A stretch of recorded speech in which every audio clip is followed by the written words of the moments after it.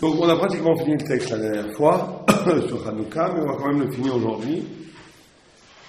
Et le texte continue sur la notion de lumière en disant Amar Ravuna, Aragil Bener Avine Banim Taminer Rami. Celui qui fait attention d'allumer des bougies, des belles bougies, va avoir des enfants Talmidei Rami. Et la Gemara continue en disant celui qui a une belle qui fait attention d'avoir des belles mezuzahs sur ses portes aura une belle maison. Celui qui a des beaux tzitzit aura des beaux habits, etc., etc. Il faut un peu comprendre non seulement pourquoi ça marche comme ça et quel est le rapport avec Hanouka. Pourquoi ce texte est ici dans Hanouka.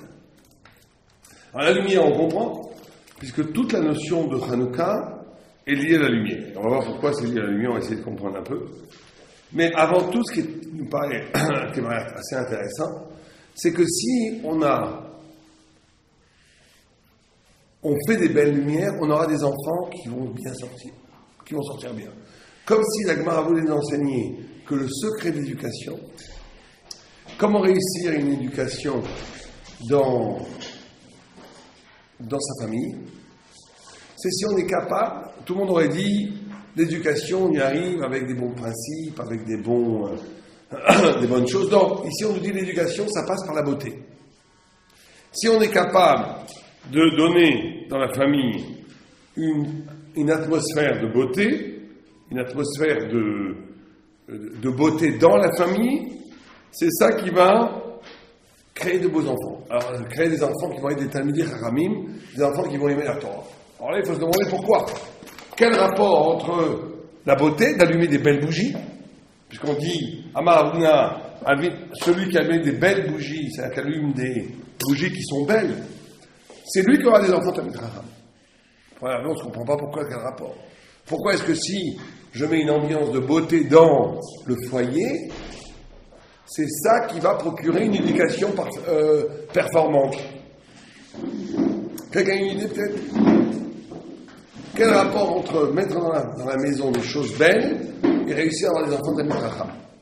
Quel rapport? Parce que la beauté, c'est pas seulement la beauté physique, mais la beauté, c'est ce qui représente la sérénité, la chérie, comme ça. Et le fait de faire ressentir ça à nos enfants, ça les amène à des gens aussi challenge. Oui. Bon, ça c'est une idée qui est vraie, mais on va aller même de façon plus simple. C'est pas tellement pour vous, c'est en mariage vous avez des enfants, mais quand vous en aurez, c'est très important. Quand on veut faire passer la Torah à ses enfants, que ça se passe dans une atmosphère de beauté. Pourquoi? Parce que les enfants ne comprennent pas les principes. Ils voient la vérité de la chose. En d'autres termes, si quelqu'un, il y a une fois par exemple, il y a eu un fils, pour comprendre cette idée, on va aller dans des choses simples, concrètes, pour bien la comprendre. Il y a eu une fois le fils d'un grand Talmidei Chacham, qui ne voulait pas étudier, qui voulait qu'une seule chose, c'était de faire de l'argent. Et le fils de Rav Moshe Feinstein, lui, voulait qu'étudier. Et alors le fils de Talmidei Chacham a été voir Rav Moshe Feinstein, il lui a dit, mais pourquoi? Comment ça se fait? D'ailleurs, c'était pas que lui. Il y a eu toute une génération de gens qui ont étudié la Torah aux États-Unis, dans d'immenses privations, qui ont étudié, et tous les enfants sont sortis businessmen. Ils sont sortis à vouloir faire de l'argent. Pourquoi? Ils ont été voir Rav Moshe Feinstein, ils ont demandé pourquoi. Il dit parce que l'enfant, c'est vrai qu'il voit son père, qui est un tzaddik, qui étudie la Torah toute la journée. Mais qu'est-ce qu'il retient de l'histoire? Il retient la souffrance. Il voit qu'il n'y a pas d'argent. Il voit que c'est dur. L'enfant, il ne voit pas le principe. Il voit la réalité de la vie. Rav Moshe Feinstein, quand il étudiait la Torah, il était heureux. Il faisait passer une lumière de bonheur. Quand c'était Shabbat, il était heureux. Quand il étudiait la Torah, il était heureux. L'enfant, il voit qu'étudier la Torah, ça amène le bonheur. Donc il va vouloir étudier la Torah. Mais si quelqu'un étudie la Torah, et toute la journée dit combien c'est dur, même s'il dit qu'il n'y a pas mieux que la Torah au monde, eh ben l'enfant, il va retenir qu'une seule chose, que c'est dur, il va se sauver, il ne va pas vouloir étudier la Torah. Donc la notion ici de beauté dans le foyer, elle est le secret pour arriver à une sorte de vecteur de faire passer la Torah à nos enfants. La Torah ne peut passer de père en fils, de mère à fille, et réciproquement, que si les parents sont capables, et on va voir attention qu'ils disent avec les deux parents, là aussi bien la père et la mère, que s'ils sont capables de mettre une atmosphère poétique, belle dans la maison, qui fait que l'enfant a envie de continuer cette poésie. Il y a une autre histoire assez terrible qui est racontée. Une fois, il y avait un enfant, On peut lui baratiner toute la journée plein de choses. Si on ne vit pas ce qu'on lui dit, l'enfant, ça ne pardonne pas. Une fois, il y avait un enfant au Cheder. Et le rabbi demande au Cheder, quelle est la chose la plus importante pour vos parents? On a dit la tfila, l'autre il dit l'étude, l'autre il dit le chesed, l'autre il dit le partage de la shonara. Tout d'un coup, un enfant il lève le doigt et dit, le plus important, c'est le tchulent. C'est où le tchulent, pour les Sfaradiens, on regarde le couscous. C'est, alors le rabbi il vient, il croit que ce petit est un effronté, surtout que c'est le fils d'un grand Talmid Chacham, très grand Talmid Chacham. Et comment tu peux dire une chose pareille? Il voit que le fils n'est pas du tout, il n'est pas d'un chutzpah. Il le dit vraiment, de petit mimime, il le dit vraiment innocemment. Le plus important, c'est le tchoulet pour mon père. Pourquoi tu dis ça? Il dit c'est très simple parce que mon père, on peut le déranger tout le temps. Il étudie à Gemara, on peut le déranger, on peut toujours le déranger. Il y a un moment dans la journée où on ne peut pas le déranger, c'est quand il mange le tchoulet. Alors vous comprenez? Ce père disait toutes sortes de principes moraux à son fils et tout. Mais l'enfant, il ne voit qu'une seule chose. Il voit qu'on peut déranger son père tout le temps, sauf quand il mange le tchoulet. Donc le tchoulet est le plus important du monde. Bon, la suite de l'histoire est encore plus triste, parce que le rabbi, n'étant pas content de ça, il dit, mais ton père, si je lui proposais de manger du tchoulet pendant 3 heures, ou d'étudier la Torah pendant 3 heures, qu'est-ce qu'il choisirait? Alors l'enfant, il dit, tu la Torah pendant 3 heures. Donc il dit, tu vois que la Torah, c'est quand même plus important. Alors il a répondu, le fils, il a dit, oui, sa Torah à lui est plus importante, mais pas ma Torah à moi. C'est-à-dire qu'on voit que l'enfant a été frustré d'un rapport. Cet homme-là pouvait étudier beaucoup la Torah, c'est un Talmid Chacham, tout ce que vous voulez, mais il n'arrivait pas à faire passer la beauté de sa Torah qu'il étudiait à son enfant. C'était une Torah égoïste, repliée sur elle-même. Une Torah qui n'est pas capable d'irradier la lumière. Donc on nous dit, quand on nous parle de cette beauté de bougie, qui est le secret pour avoir des Talmidei Chachamim, donc il faut, pour avoir des enfants Talmid Chacham, c'est que c'est pas, et que c'est lié à Hanouka. Tout le monde sait que Hanouka, c'est la lumière de la Torah. Et tout le monde sait que Hanouka est une ligne de l'Eméadrim. On voit dans la Hanouka toujours les méadrines de miadrines, les méadrines, les méadrines, les méadrines. On voit que le texte lui-même, et la halakha nous-mêmes nous dit, d'après la halakha, on peut allumer une bougie. Mais si on veut faire plus beau, on allume une bougie par personne. Et si on veut faire plus beau, une bougie par personne qui se multiplie par les jours. Donc on va, tout d'un coup, la Torah nous parle de beauté, de beauté, de beauté. On n'a jamais vu que la Torah a dit, la matzah, il faut la faire comme ça. Et si vous voulez faire plus beau, vous mettez une jolie fleur sur la matzah. On n'a jamais vu ça. Parce que la lumière de Hanouka, c'est la Torah.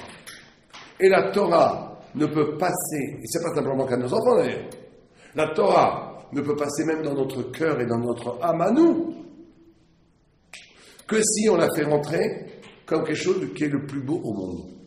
C'est pas, la Torah ne peut pas être réduite à la notion de devoir, d'obligation, de quelque chose d'extérieur. Il faut que la Torah soit l'expression de ce que je trouve le plus beau au monde.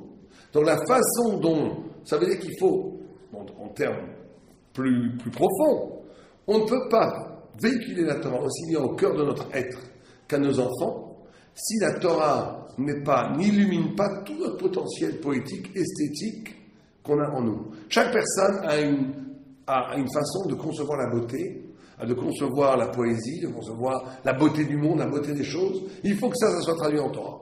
Faut pas, Torah c'est le devoir, la poésie c'est la beauté, c'est les films ou c'est les... Ça fait une cassure, une brisure dans l'homme, c'est pas communicable aux enfants. Les enfants ils vont sentir que ta beauté tu l'as mis ailleurs.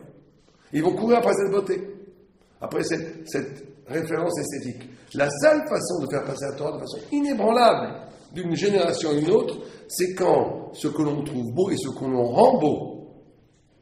Et là où on investit une beauté, c'est dans la Torah. Vous comprenez? Ça, c'est fondamental.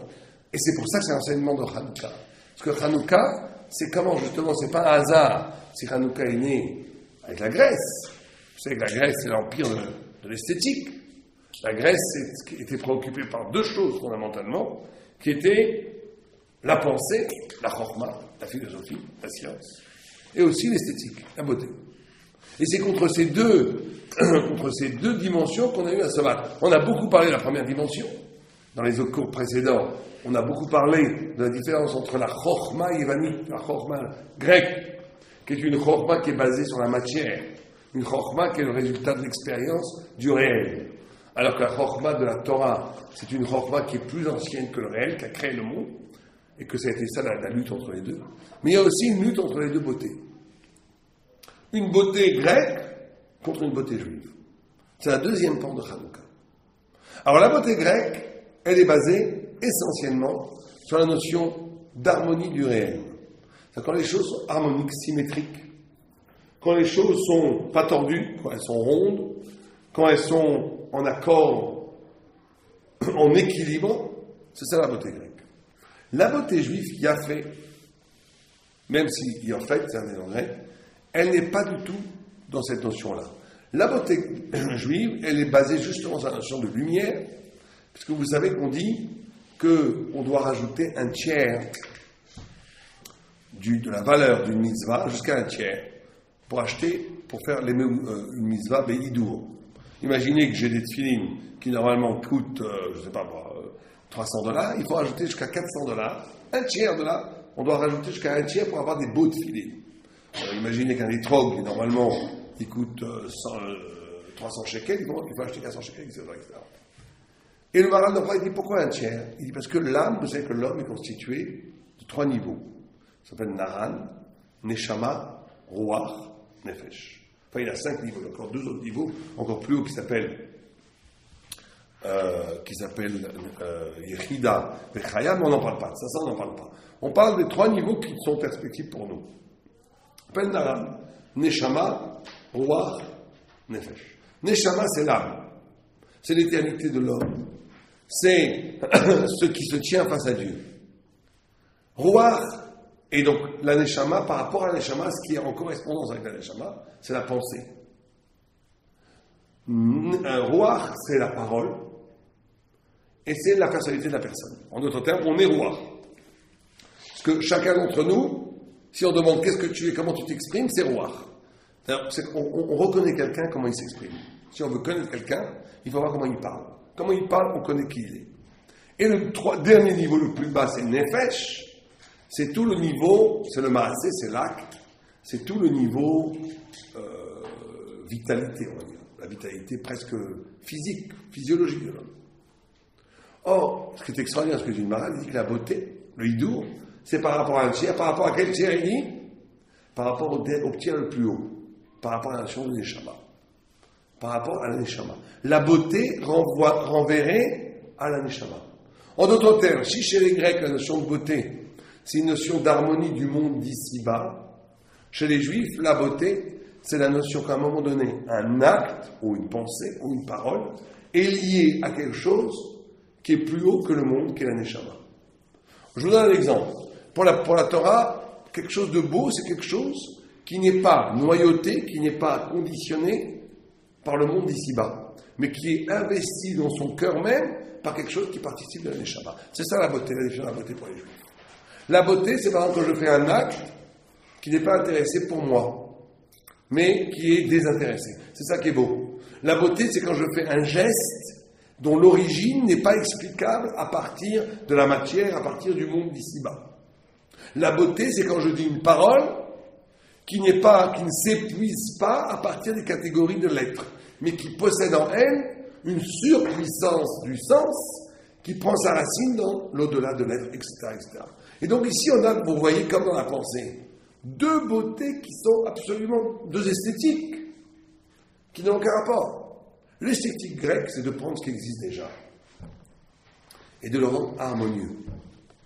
L'esthétique juive, c'est de prendre ce qui existe déjà et de le faire visiter par quelque chose qui n'a aucun rapport avec les catégories de ce qui existe déjà.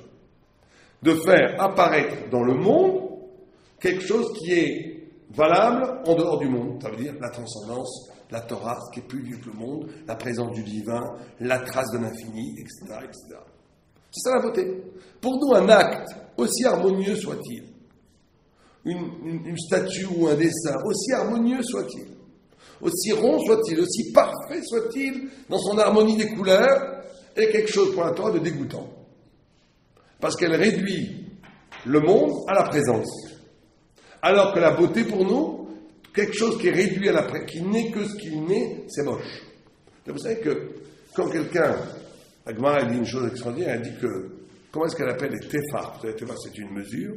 Si la mesure est exacte, la Gemara l'appelle un téphar atzouv, un triste téphar. Si la mesure de téphar est un peu plus large, elle appelle un tefar sameach. Mais c'est un tefar. C'est-à-dire que la joie, et en vérité ici pour nous la beauté, c'est quand la chose, elle est dans une dimension plus grande qu'elle-même. Je vous donne un exemple très simple. Si quelqu'un n'est que ce qu'il est, il est triste. C'est pour ça qu'on est très heureux quand on a un enfant qui naît. Quand un enfant naît, c'est nous l'enfant, mais en même temps, c'est pas nous. C'est nous, mais en plus grand. C'est nous en une suite. C'est pour ça qu'on est très content quand on dit un vrai Sarah de Torah. Parce qu'il n'y a pas de grandeur, il n'y a pas de beauté, il n'y a pas de joie dans la Torah, sans ce principe de rencontre du fini et de l'infini. Ça veut dire que quand je dis une parole de Torah, c'est moi qui l'a dit, mais en même temps, c'est pas moi, c'est la Torah. Si c'est que moi, c'est pas très intéressant. Si je ne fais que dire la Torah, c'est pas non plus très intéressant. Je suis qu'un Kelly qui répète des choses qui existent déjà. Là où ça devient extraordinaire, c'est quand ma personnalité est capable de dégager un sens de Torah qui était latent dans le texte de la Torah et qui m'attendait depuis des siècles pour que je puisse le dire. Chaque personne a une façon de lire la Torah qui est le secret d'une lecture qui lui est propre. Et le secret de cette lecture qui lui est propre est un événement extraordinaire qui est la joie pure, qui est la beauté pure. Là, à ce moment-là, quelqu'un existe vraiment. Avant ça, on n'existe pas vraiment. Et c'est ça la beauté par la Torah. L'esthétique juive, c'est quand le monde est capable de faire scintiller ce qui a créé le monde, c'est-à-dire la trace de l'infini, de la divinité. C'est ça la beauté. Mais quelque chose, aussi harmonieux soit-il, qui ne montre que ce qu'il y a, c'est quelque chose qui n'a aucun intérêt pour la Torah. C'est même quelque chose de maous, qui est moche, qui n'est pas beau. Qui n'est pas beau. Or, donc, et ce qui est extraordinaire dans le Maharal de Prague, c'est qu'il dit que ce dernier tiers, que ce tiers supérieur, dans lequel on doit rajouter un tiers même de l'argent pour acheter le mitzvot, ça correspond à l'âme. Ça veut dire que la nécessité de beauté existe quand je suis en communication avec mon âme. Quelqu'un qui n'aurait pas, parce que vous savez qu'il y a des gens qui ne sont pas en communication avec leur âme. Il y a des gens qui sont que nefesh, qui sont que corps, il y a des gens qui sont que roi, c'est déjà pas mal, qui sont que dans la parole, mais qui n'ont pas un vrai rapport avec l'âme, avec la pensée. Il y a des gens qui arrivent à avoir un rapport avec la pensée. Or, dans la Torah, la notion de beauté apparaît quand je suis en relation avec la notion de l'âme. Donc c'est ça la notion de Hidour qu'il y a dans Hanouka. C'est la lumière ici de Hanouka à deux niveaux. Elle a le niveau dont on a parlé, qui est de lumière, la lumière grecque contre la lumière juive, c'est-à-dire l'intelligence grecque, l'intelligence juive. Et un deuxième niveau, et c'est pour ça que c'est le côté Hidour de la mitzvah. C'est pour ça qu'on doit faire la mitzvah la plus belle possible, c'est la victoire de la beauté juive face à la beauté grecque. Donc il y a deux victoires, deux guerres et deux victoires. La première guerre, c'est la pensée juive contre la pensée grecque. La deuxième guerre, c'est la beauté juive, l'esthétique juive contre l'esthétique grecque. Et donc on va essayer de résumer ces deux choses-là. La victoire de la pensée juive sur la pensée grecque, on a dit, c'est très simple, c'est que la pensée grecque provient de ce qui existe déjà. Ça veut dire que la pensée grecque n'est qu'une description du réel. La pensée grecque ne fait que découvrir ce qui existe déjà. Au point où le Maharal de Prague dit, ce n'est pas une chorma. Parce que découvrir ce qui existe déjà ne nécessite pas une intelligence profonde. Ça nécessite une capacité de découvrir ce qui existe. C'est formidable de découvrir comment les électrons y marchent, c'est formidable de découvrir combien il y a de planètes, de découvrir toutes sortes de molécules, c'est formidable. Mais en vérité, ça ne fait que découvrir le réel, ça ne change rien au réel. Donc c'est une pensée, une chorma, qui est le résultat du réel. C'est ce qu'on appelle la lumière qui vient, le feu, qui vient du silex, qui vient de la matière. C'est une chorma qui vient de la matière. Le juif est dépositaire d'une lumière qu'on appelle organus. Et vous savez que combien de bougies on allume dans tout Hanouka? En tout. Combien? Sans le shamash. Non. 36. Ou 44 avec le shamash, ou 36. Or, 36, c'est par rapport aux 36 heures où Adam Arishon a vécu avec l'organus. La lumière de la science infuse, puisqu'il a été créé à l'aube de Yom Shishi, ça fait 12 heures jusqu'à Shabbat, il a été expulsé du Gan Eden, Motzei Shabbat. 24 heures du Shabbat, plus les 12 heures du Yom Shishi, ça fait 36 heures. C'est-à-dire que la notion de la lumière de la bougie de Hanouka nous révèle un petit peu une dimension de l'intelligence juive où l'intelligence ne passe pas par l'expérience, mais passe par la chose en soi. Et on va parler de ça un petit peu. Donc c'est la première victoire. Oui. Nefesh, c'est la dimension dans l'homme animale. Enfin, on va dire, pas que animale. Si, mais même la Nefesh Elokit, elle est complètement, c'est la vie physique, c'est la vitalité dans l'homme. C'est le principe spirituel qui fait qu'il y a vie. Mais c'est pas du tout lié à la parole, ni lié à la pensée, c'est lié à la vie et au geste. Parce que même la vitalité physique, elle a besoin d'un principe spirituel qui est à l'origine linéaire pour qu'elle puisse exister.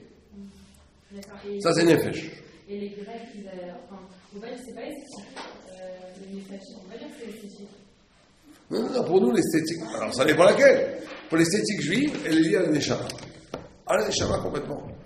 C'est pour ça que c'est ce que dit le Maral. Le Maral dit que le troisième shlish, c'est pour ça qu'il dit qu'une bougie, elle a le bas, c'est le cli, c'est le corps.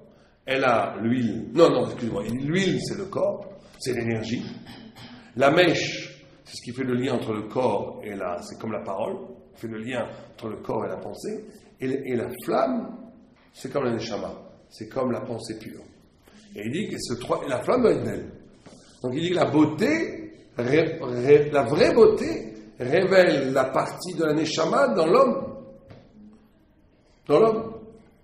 Et donc c'est ces deux victoires qu'il faut célébrer à Hanouka.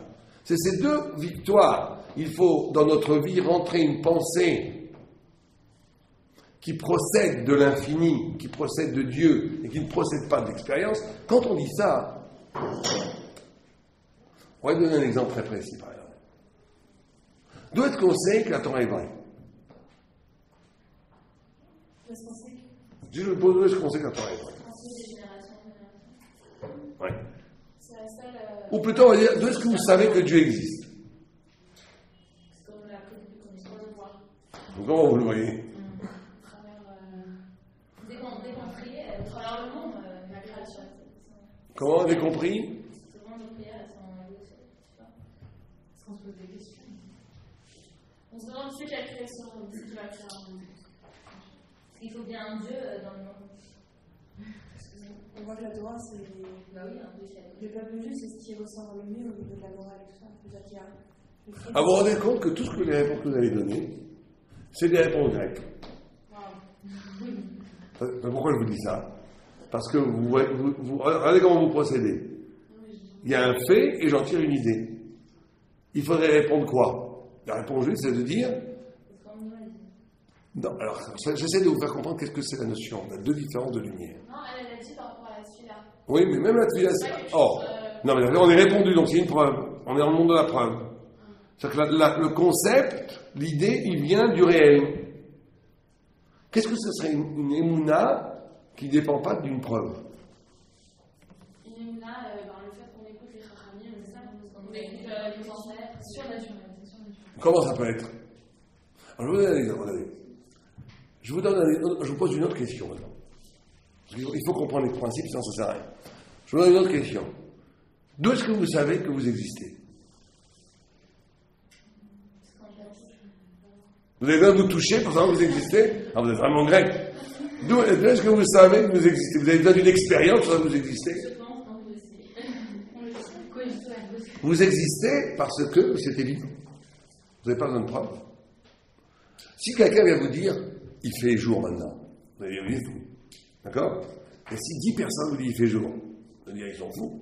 Mais si 100 personnes vous disent, il fait jour, vous allez commencer à regarder dehors. Si 1000 personnes vous disent, il fait jour dehors, vous dites, c'est moi qui vois mal, il fait jour. Si le monde entier vous dit, il fait jour, vous dites, c'est un problème, je vais voir l'oculiste demain. Mais si une personne vous dit, vous n'existez pas, vous dites, il est fou. Si 1000 personnes disent, vous n'existez pas, oui. Si le monde entier vous dit, vous n'existez pas, vous envoyez tout le monde à l'hôpital psychiatrique. Je sais que j'existe. On ne pourra jamais faire croire que je n'existe pas. On ne pourra jamais faire douter que j'existe. Attendez. Donc, l'existence de soi-même, elle est une évidence qui ne passe pas par raisonnement. Elle est innée. Elle est en soi. Eh bien, ce qui est demandé comme émouna aux Juifs par rapport à Dieu, c'est de croire Dieu au même niveau. La présence de Dieu dans ma vie est évidente comme moi j'existe. C'est pas, c'est logique qu'il y a un créateur, etc. Et c'est pour ça que quelqu'un, ça demande un exercice, effectivement, ça demande un exercice spirituel. C'est pour ça qu'il est la Zaken, quand il était absolument avec lui-même à Oshana là-bas, et qu'il dansait fou de joie, il disait Imanika la Kolkan, si je suis là, tout est là. Ça veut dire qu'à partir de sa vie elle-même, il a rencontré Dieu. C'est pour ça qu'on n'est pas tellement pour nous les Arachim, les gens qui prouvent que la Torah est vraie à partir des trucs ça, parce qu'on s'en rend compte, c'est la propagande grecque. Ils te prouvent la Torah avec des preuves. Chad et Shabbat. Il y a besoin de c'est pour ça que je dis, c'est un luxe de le critiquer, mais je m'en ai bien content qu'ils le font parce que ça ramène des gens de Tchouva. Mais il faut quand même qu'on le critique. Parce que c'est pas comme ça que ça marche. La émouna juive, c'est pas une émouna qui passe pas. Ce que je vous dis, le système des preuves, je pourrais toujours trouver quelqu'un de plus intelligent qui vous prouve que votre preuve, c'est pas une preuve. Et c'est toujours comme ça. Parce que s'il y avait une preuve, il n'y aurait pas d'émouna. Donc il n'y a pas de preuve. Même dans la Torah, il y a des signes de preuve. Non, il n'y a pas de preuve. Des dîmes. Ah non, ça c'est autre chose. Ça, c'est les dîmes, ça vient pour rapporter une réalité. C'est autre chose complètement. Mais la notion de émouna, il n'y a jamais de preuve. Parce que la émouna, elle est à l'origine même. Alors là, ça va très loin, on n'a pas le temps de s'en développer ça, mais il faut bien comprendre que pour la Torah, le pouvoir même de penser, donc la notion de preuve, d'accord, de toutes ces notions du sechel, 1 plus 1 font 2, ça vient de la émouna. C'est parce que l'homme a un rapport avec Dieu qu'il est capable de penser. Tout le monde croit que c'est le contraire. Que l'homme, il pense naturellement. Pourquoi est-ce qu'un ordinateur ne pourra jamais penser? Un ordinateur ne pourra jamais penser. Une fois, j'étais dans un colloque de scientifiques, je leur ai dit, vous pouvez mettre des milliards de dollars dans la recherche artificielle, dans la pensée artificielle, vous n'arriverez jamais à rien. Jamais à rien. Pourquoi? Parce que la pensée, elle n'est pas... La possibilité de penser, elle est d'origine spirituelle. Pourquoi l'homme pense et pourquoi un animal ne pense pas et pourquoi un ordinateur ne pensera jamais? Parce que c'est pas parce qu'il y a moins de neurones on pourrait mettre des neurones dans l'ordinateur. On pourrait avoir déjà les ordinateurs aujourd'hui arrivent à vaincre même aux échecs, le champion du monde des échecs, etc. Mais ils ne pensent pas, ils reproduisent des schémas. La pensée a comme origine la relation avec Dieu. C'est parce que, c'est ce qu'on appelle Akar. C'est-à-dire que l'homme, à un moment donné, a pensé, il s'est arraché à la matière parce que la lumière de Dieu l'a frappé dans son âme. Ça a été le choc, l'Akara. Ça a été un choc qui fait que l'homme s'est arraché à la matière. Mais sans la lumière divine qui est venue frapper l'âme de l'homme, il n'y a pas de pensée possible. Donc vous comprenez, la preuve elle-même est une conséquence de l'émouna. Donc c'est ridicule de baser la émouna sur la preuve. Parce qu'il n'y a pas de pensée possible sans la émouna. La émouna, quand je dis la émouna, c'est pas la foi. La émouna, c'est le fait. La émouna, c'est en hébreu, a pour racine la notion de Ne'eman, de se reposer sur. Qu'est-ce qui est premier dans l'homme? Ce qui est premier dans l'homme, c'est que toute sa vie est reposée sur le souffle de Dieu sur Dieu. Donc si quelqu'un se purifiait au maximum, s'il arrivait au fond de lui-même, il entendrait battre en même temps que les battements de son cœur le souffle de la palpitation divine. C'est comme ça que nous entendons Dieu. Comme c'est évident que j'existe, c'est évident que ce je existe n'est pas un existe qui vient de nulle part, est un existe qui vient à partir d'une volonté créatrice qui me porte et qui me crée, qui est Dieu lui-même. La émouna est le soubassement de mon être. La émouna est le soubassement même de ma faculté de parler et de penser. Donc après, d'utiliser la pensée pour trouver la émouna, ça ne va pas du tout. On peut le faire, pour amener dans le tchouva, on peut le faire. Mais c'est pas... Le sadique n'a absolument pas besoin de ça, c'est une trahison de l'intimité de son être même que de faire ce genre de démarche. La émouna est à l'origine même de mon être.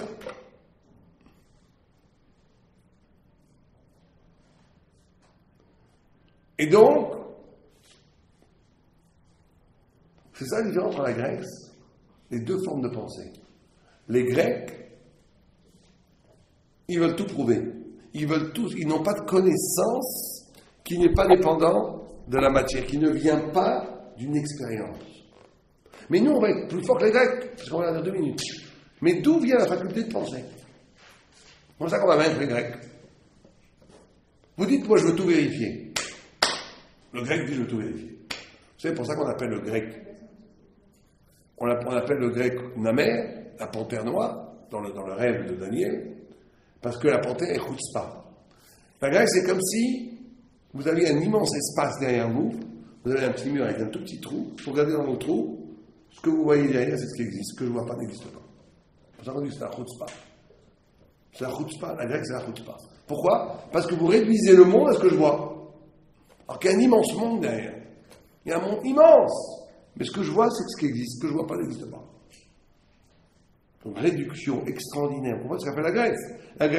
La Grèce qu'elle a fait, elle a réduit l'être, l'immensité du monde, à la perception du monde. C'est comme si j'ai une caméra qui filme, je dis voilà, le monde, c'est la caméra. Tout ce qui filme devant, je ne le vois pas, je vois que la caméra. Je réduis le monde à la perception du monde. Je réduis l'univers à la perception de cet univers. C'est un écroulement de la pensée humaine, encamo, un crash. Parce que maintenant, toute chose, elle doit passer par l'intelligence humaine. Donc c'est une réduction phénoménale. Et donc ça, nous on dit, toute la fête de Hanouka tourne autour de cette lumière qui s'appelle Organus, qui est une lumière qui éclaire le sens des choses, qui ne passe pas par l'articulation logique, par l'articulation de l'épreuve, par l'expérience, mais qui est le savoir en soi. Et c'est un peu ça qu'on doit un peu toucher à Hanouka. C'est ça la Gdusha. La Gdusha, c'est ça. Parce qu'il faut bien comprendre que la Grèce, elle est très très forte. Puisque la Grèce, vous savez que la gamatria de Grèce, de Yavan, c'est 66. Le Echal, qui était là où il y avait le temple, c'est 65. C'est qu'on nous dit que la Grèce, elle peut se mettre au-dessus du Echal. Le discours philosophique grec, il est tellement puissant qu'il peut englober avec lui la religion. Il peut vous expliquer pourquoi vous êtes religieux. Il peut vous englober dans son discours. Mais il y a une chose qui ne peut être touchée. Pour ça qu'on dit, le Maharal de Prague explique que quand on a trouvé une petite fiole d'huile, il y avait quoi sur la fiole d'huile? Le sceau du Kohen Gadol. Or, le Kohen Gadol, où est-ce qu'il rentre une fois par an? Dans le Kodesh à Kodashim, dans le Saint des Saints. Il dit dans le Saint des Saints, par contre, le grec, il n'a aucune prise là-bas. Pourquoi? Alors là, il dit un concept incroyable. Il dit, parce que la Grèce, elle peut encore rentamer la Gdusha. La Gdusha, elle peut rentamer. Mais la Gdusha de la Gdusha, elle ne peut jamais toucher. Le Kodesh à Kodashim, il est 2 fois Kadosh. Une fois Kadosh, la Grèce, elle peut arriver. 2 fois Kadosh, alors là, le goy, il est complètement dépassé. Alors, c'est quoi 2 fois Kadosh? C'est ça qu'il faut bien comprendre qu'on arrive là au secret même de Hanouka. C'est quoi 2 fois Kadosh? Ou plutôt la Gdusha de la Gdusha. Il y a de la Gdusha et il y a la Gdusha de la Gdusha. Et la seule façon de vaincre la grecque, c'est de pas simplement d'être Kadosh, mais d'être Kadosh dans sa façon d'être Kadosh. Ah, ça va très loin. Alors, ça veut dire quoi être Kadosh dans sa façon d'être Kadosh? D'abord, qu'est-ce que c'est la Gdusha? Quelqu'un peut donner une définition de la Gdusha? C'est pareil. C'est pareil de quoi? C'est quoi être Kadosh? C'est pareil du matériel. Qu'est-ce qui est séparé du matériel? Le film. Oh, mais quoi? Comment quelqu'un devient Kadosh? En faisant quoi? Oh, mais vous avez bien commencé. En se séparant de quoi? De la matière. C'est-à-dire que je fais un acte qui n'est pas conditionné par un appareil, parce que vous voulez, qui est de l'être. Par exemple, je vous dis des exemples complètement bêtes. J'ai un morceau de pain devant moi, j'en ai envie. 2 chiens qui ont envie d'un morceau de viande, ils vont s'arracher, ils vont vont pas s'arrêter de faire quelque chose. On est Kadosh quand on est capable de s'arrêter de faire quelque chose, parce que Dieu, il veut pas. C'est de se relier à quelque chose qui est au-delà de la matière. J'ai envie du fait de dire du Lachonara, j'ai très envie de dire Lachonara sur ma copine, mais je ne le dis pas, j'arrête. Pourquoi? Parce que Dieu veut pas. Ça, c'est Kadosh. La nature me pousse à dire du Lachonara, j'ai envie. Non, mais je ne le fais pas. Pourquoi? T'es fou, fais-le. Non. Il y a un ailleurs qui me dit de ne pas le faire. Là, on est Kadosh. J'ai de l'argent dans la poche, il y a un pauvre qui passe, j'ai pas envie de le donner. Je le donne. Je suis Kadosh. C'est ça la Gdusha. La Gdusha, c'est être capable de faire un acte qui n'est pas prescrit par l'être. par la matière, par l'intérêt, par la société, par tout ce que vous voulez. Il est prescrit par quelque chose qui est en dehors de l'être par Dieu. Ça, c'est être kadosh. Et d'ailleurs, c'est ça qu'on nous demande. C'est ça qu'on nous demande. Parce qu'il y a des gens qui peuvent, vous comprenez, c'est là où ça se complique. Il y a des gens qui peuvent avoir des actes kadosh, mais en réalité, c'est pas du tout kadosh. Ils font ça pour avoir un shem tov, ils font ça pour être nommé rabbin, ils font ça pour avoir du kavod, ils font ça pour avoir de l'argent. Ça, c'est pas kadosh. Kadosh, c'est quand l'acte lui-même et la motivation de l'acte est désintéressé. Il est lié à un système qui est en dehors de l'être. Or, ce qui est tout à fait étonnant, c'est que le Maharal de Prague nous dit que la Grèce, elle peut aussi faire ça, elle peut rentrer là-dedans. La philosophie est un acte d'arrachement à l'être. Et elle peut te vaincre même dans la Gdusha. Mais là où elle ne peut pas te vaincre, et c'est ça la victoire de Hanouka, c'est le Kodesh HaKodashim. C'est dans le Saint des Saints, c'est la petite fiole, et c'est pour ça qu'il y avait un miracle, où c'est la Gdusha de la Gdusha. Alors la Gdusha de la Gdusha, le goy, il ne peut plus arriver là. Là, t'es invincible. C'est quoi la Gdusha de la Gdusha? Quelqu'un a une idée par rapport à ce qu'on vient de dire maintenant? On a dit Kadosh, c'est de s'arracher. Ne pas faire un acte qui est édicté par la matière, par le désir, par l'intérêt, par le social, par tout ce que vous voulez. On sait quoi faire. Alors j'ai fait ça. Je fais un acte complètement désintéressé. Mais attention, il faut maintenant que cet acte désintéressé, il soit lui-même un acte kadosh. C'est quoi la gdusha de la gdusha? C'est élevé, c'est quand on s'est déconnecté. Comment tu laisses déconnecter? Comment est-ce que je vais rendre kadosh la gdusha elle-même? Oui. Ça veut dire que, c'est là où ça va très loin, c'est que la gdusha elle-même, même quelqu'un qui est tzaddik, elle développe une logique qui va devenir quelque chose qui sont des processus spirituels. Processus spirituels. Quand je prie, je sais que si je prie comme ça, je vais prier bien. Quand j'étudie, ça devient des processus. C'est très bien, le vrai, comme ça. Mais c'est limité. Le goy aussi peut t'attraper là. Il y a comme Avinu, au début, il monte les échelles de la spiritualité, mais à la fin, le pasteur dit qu'il monte plus l'échelle, il dit « Ola bo ». Rachid dit « c'est qui beau ?» C'est lui-même. Lui-même devient l'échelle divine. Lui-même, il n'a plus besoin de faire un acte pour monter vers Dieu. En étant absolument lui-même, il est devant Dieu. Il n'y a plus besoin d'acte, plus besoin de processus. Ça, c'est la Gdusha de la Gdusha. La Gdusha de la Gdusha, ça veut dire que je commande, bien sûr, il faut être kadosh avant d'être kadosh de kadosh. On ne peut pas devenir kadosh de kadosh sans être kadosh. Donc, avant tout, on est kadosh. On essaie de travailler les midotes, les actes. On fait des choses qui sont liées à Dieu, qui ne sont pas liées à la matière, à l'intérêt, tout ça. Mais après, même ce processus spirituel, on s'en détache, on s'en arrache, au sens où ça aussi on le livre à Dieu. Ça ne devient pas un système spirituel. Ça ne devient pas des exercices spirituels. Ça devient quelque chose qui est lui-même transcendé par rapport à Dieu direct. Là, on arrive dans la Gdusha où le goy ne peut plus le toucher. Non seulement c'est pas une routine, mais c'est même plus un exercice. C'est quelque chose qui est tellement lié à Maneshama que ça devient, c'est inné, ça devient en soi. Par exemple,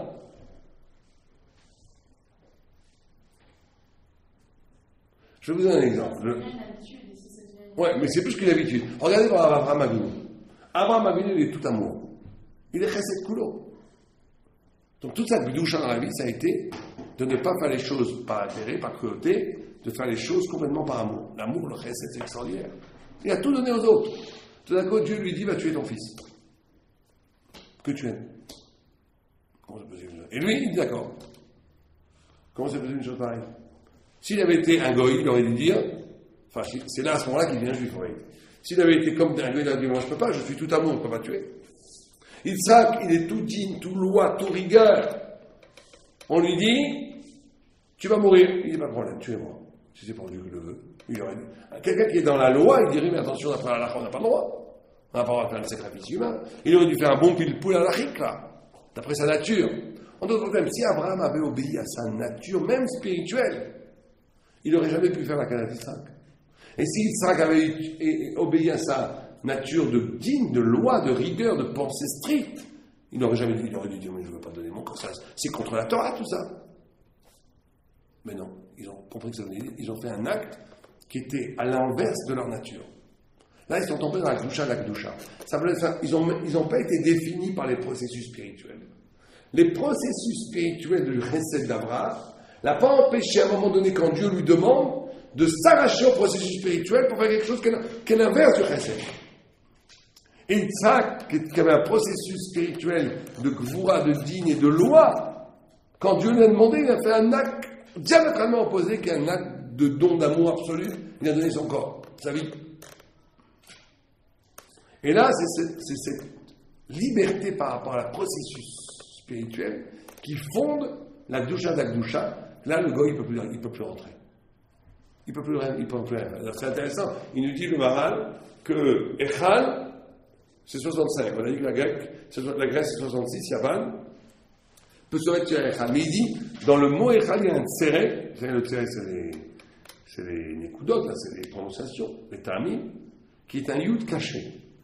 Et quand tu rajoutes yud, à 65, ça fait 75, qui est exactement la même gamatria que Kohen, Kechaf et Nun, qui est 75. Ça veut dire qu'à un moment donné, pour vaincre la Grèce, il faut au cœur même du Echal, au cœur même d'Agdusha, déceler quelque chose qui n'est pas perceptible, on ne le voit pas. On ne le voit pas.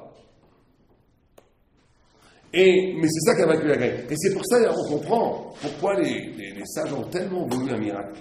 Ils ont voulu un miracle. C'est qu'il y a une notion que tout va outre avec Tsibour. Si tout le monde est tamé, on a le droit d'allumer les bougies dans l'impureté. Aujourd'hui, on a le droit de faire des corbanotes sur le mont du Temple. Alors, on ne le fait pas parce qu'on a peur des Arabes et tout, parce qu'on a peur d'une guerre mondiale, mais d'après la on peut. Toute l'histoire de la vache rousse, les gens vous disent la vache rousse, c'est faux, vous ne connaissez pas ça. Il n'y a aucun problème. Il y a Touma Outra Betsibour. Si tout le monde est tamé, ou le roi de l'âme Israël est tamé, on peut faire des corbanotes même quand on est tamé. On peut allumer les bougies. Pourquoi on ne le fait pas? Parce qu'on a peur des Arabes et tout. Bon. Mais on pourrait le faire. Après la fin. Alors pourquoi, à l'époque aussi, tout le monde était tamé? Pourquoi ils ont tellement voulu un miracle? Alors pour deux raisons. Une raison, c'est qu'ils voulaient voir ce miracle. Ils voulaient voir ce Yud. Ils voulaient voir si après la Grèce, on avait encore une liaison avec Dieu. Il y a un principe qu'un miracle ne se passe jamais s'il y a de la Touma.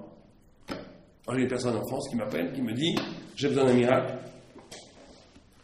Priez pour nous à Joseph. » Et c'est une personne qui fait des avérotes. Je lui dis « Tu peux pas avoir de miracle. Quelqu'un qui fait des avérotes, il ne peut pas avoir de miracle. Quelqu'un qui vit dans l'impureté, il ne peut pas avoir de miracle. On ne peut avoir de miracle dans sa vie que si on se purifie. » Or, les sages voulaient de l'huile pure parce qu'ils voulaient voir. Et pourquoi ils voulaient un miracle? En quoi ça pour voir un miracle? Parce que le miracle, c'était le signe que Dieu était toujours avec nous. Que la Shrina est Shora d'Israël. Qu'il y a encore cette lumière-là, de la lumière de la vérité qui est en Israël. C'est pour ça qu'ils voulaient un miracle. Ce que nous, on doit en apprendre, il y a aussi une autre notion.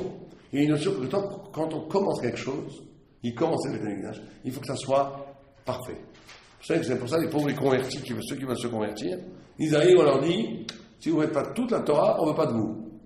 Tout. Un converti qui dirait, mais moi je veux bien tout faire, sauf une petite chose, on n'en veut pas. Il dit, sa conversion n'est pas valable. Pourquoi? Parce que quand on commence quelque chose, il faut le faire à fond. On ne peut pas commencer quelque chose tendu. C'est pareil d'ailleurs c'est que même en mathématiques, quand vous avez deux lignes comme ça, au début, si elles ne sont pas exactement parallèles, si elles sont un tout petit peu séparantes en mathématiques, après ça devient des millions de kilomètres à l'infini. C'est pareil dans les mariages. Quand vous prenez des chinours, des ivoux, il faut faire très attention qu'au moins le socle commun ne soit pas prêt. On ne commence pas quelque chose d'idéal. On commence quelque chose parce qu'on sait qu'on va pas dire quelque chose de parfait. Après, ça peut, si le début est parfait, même si après ça zigzag, on peut revenir au début et ça va pas bien. Mais si le début est tordu, on ne peut jamais réparer. C'est le début, c'est l'origine même qui est tordue. Donc là, ils ont voulu que la Shrina soit en Israël, et donc ils ont voulu commencer quelque chose parfaitement. Ils ont voulu de l'huile pure. Et pour nous, dans notre vie, les deux choses qu'on doit apprendre, c'est de relier notre vie à cette dimension du Kodesh Kodashim, cette dimension de la Gdusha. En amont, notre vie, elle doit être liée à quelque chose qui dépasse tout cheshbon, tout calcul. Après, bien sûr, on peut rentrer dans le calcul dans la vie de ce que vous voulez, mais il faut qu'il y ait une fidélité en moi, quelque chose qui dépasse tout, à l'origine. C'est pour ça qu'il y a eu une mission de Nefesh. Ils étaient 300-400, ils se sont battus contre l'Empire grec. C'était un béant. Mais à un moment donné, il n'y a plus de calcul. Je fais les choses parce qu'il n'y a pas d'autre chose à faire. Il faut que la vie soit liée en amont à quelque chose qui est au-delà de tout. Et la deuxième chose qu'on apprendra à Lucas, c'est que quand on commence quelque chose, il faut que ça soit parfait. Donc quand on commence une vie, quand on veut faire quelque chose, il faut pas faire de compromission. Sinon, après, tout est tordu sur le tordu, sur le tordu, sur le tordu, et on tord pour mieux tordre le tordu, et on n'a plus de vie. Il faut qu'au début, ça soit parfait. Quand on choisit de faire quelque chose, il faut, même si c'est quelque chose de petit, il faut donner toutes les chances au début que ça soit parfait. Après la vie, c'est la vie. Après, ça n'est pas tout le temps au niveau de l'origine. Mais c'est pas grave. Parce que l'origine, elle est là, comme un moteur, comme une source intéressante qui peut toujours rectifier le problème. Mais si au début, c'est pas parfait, c'est problématique. Voilà, est-ce qu'il y a des questions? Vous avez dit que la preuve est une conséquence de la Yémina. La preuve est quoi? C'est une conséquence de la Yémina. Oui. C'est-à-dire que la possibilité de prouver, enfin, la pensée, la logique, est elle-même une manifestation humaine, d'accord? Il n'y a que l'homme qui pense. Une chose ne pense pas. Un animal ne pense pas. La matière ne pense pas. Comment ça fait que l'homme pense? C'est ça la question radicale que la Torah pose aux Grecs. Pose aux Grecs. Les Grecs commencent tous à parler de la pensée. Très bien. Maintenant, on va vous poser une question philosophique aux philosophes. Comment ça se fait que vous pensez? Comment ça se fait qu'on pense? Comment ça se fait qu'un homme est capable de penser? D'où ça vient ça? D'où ça vient qu'on pense? Un attribut qui vient d'où? Alors, c'est ce que je disais à des philosophes, vous êtes des croyants. Vous croyez à la génération spontanée. Tout d'un coup, un homme s'est mis à penser. D'où? On ne sait pas. Il ne pose pas la question, il ne voit pas leur intelligence. Et il voit des trucs qu'ils ne voient pas. Alors, ils sont obnubilés par l'intelligence qui est eux-mêmes à présent. Et donc, on ne peut pas comprendre. Il n'y a pas d'autre explication à la possibilité de l'homme de penser s'il n'est pas d'origine spirituelle. C'est impossible. Je ne pose pas cette question, mais s'il pensait que l'homme descend du sang, il a évolué, donc il veut dire que l'homme il a pensé parce qu'il a évolué. Oui, comment ça se fait qu'il y a une rupture ontologique? Comment ça se fait qu'il y a pensé? Tout d'un coup, à un moment donné, il y a une rupture. Mais il y a ce qu'on appelle un saut dans l'évolution, dans la théorie de l'évolution, qui n'est pas explicable au niveau de la pensée. Même eux, ils le disent, ça. Même les scientifiques, ils disent, alors, on va trouver. Bon, ça, c'est de la Emouna. Tant que vous n'avez pas trouvé, nous, on n'y croit pas. En plus, c'est introuvable. Il faut bien comprendre. C'est parce que la notion de pensée, c'est radicalement haute. Une carotte peut donner naissance à une aubergine, c'est possible, si on croit à l'évolution. Logiquement, je veux dire. Nous, on dit que c'est des bêtises, mais même, rentrons dans leur logique. Une carotte peut donner naissance à une aubergine. Vous savez que le nouveau Dieu aujourd'hui, c'est le temps. Le nouveau Dieu des scientifiques, c'est le temps. Une carotte va devenir un lapin, donner des milliards d'années, ça marche. C'est la nouvelle Emouna, Tfela, idolâtre de la pensée scientifique. Le temps, c'est le nouveau Dieu. C'est pas un problème. On va faire des cailloux, on va faire des fleurs vont devenir des lapins, les lapins vont devenir des oiseaux. Vous avez besoin de 10 milliards d'années, je vous les donne. Bon. Mais même si on rentre dans cette logique-là, elle est elle-même valable que s'il y a un rapport entre la carotte et l'aubergine. Alors, il y a un rapport entre la carotte et l'aubergine. Mais il n'y a pas de rapport entre l'intelligence et la matière. Il n'y a pas. L'intelligence, c'est quelque chose de radicalement nouveau. Et d'ailleurs, c'est de radicalement nouveau qui ne peut pas provenir de la matière. C'est autre chose que la matière. Ça peut pas être une... Et la preuve, c'est qu'il n'y a même pas un début d'intelligence ailleurs. Ça n'existe pas. Je parle de la possibilité de réfléchir, de faire des concepts. La parole, tout ce que vous voulez. La parole est bonne. La communication existe chez les animaux, par exemple. Mais pas le concept. Le concept, c'est quelque chose de... Et donc, ça ne peut pas être le produit de l'évolution, parce que comme l'évolution elle-même, elle accepte qu'il faut qu'il y ait filiation. Quand on donne des ordres à un chien, il écoute. Oui. Donc, Non, mais il n'a pas de concept, le chien. Le chien a la mémoire, il reconnaît, mais il n'a pas de concept. C'est pour ça qu'il ne peut pas éliminer un concept. Ça n'existe pas. Alors l'intelligence, c'est le concept. Un ordinateur aussi, il peut répondre à des ordres. Il n'y a pas de concept, c'est-à-dire de créer quelque chose de nouveau. Le concept, c'est de créer une idée, de créer un concept. Ça, personne ne peut le faire. Ça, c'est pratiquement nouveau, la notion de création. C'est ex nihilo. D'où vient cette création? Qu'on puisse reproduire des schémas et tout, ça, ça se trouve chez les animaux. Ça, on pourra le faire dans les ordinateurs sans problème. On pourra faire des robots. On pourra faire des robots qui diront serre-moi un café, serre-moi un café, sans problème, on fera ça. Mais un robot qui va se mettre à penser, qui va dire une idée, ça n'existera jamais. Parce que ça n'a aucun rapport avec la matière, ça. C'est quelque chose qui vient du spirituel. On va développer, comme les animaux ont développé eux-mêmes, une illusion, une paraffine, un paravent d'intelligence. Jamais la vraie intelligence. Parce que la vraie intelligence demande l'irruption de la pure lumière qui est d'origine divine. Ça n'existe pas de créer un concept à partir de la matière, ça n'existe pas. Donc nous on dit que la faculté même de penser, elle est d'origine spirituelle.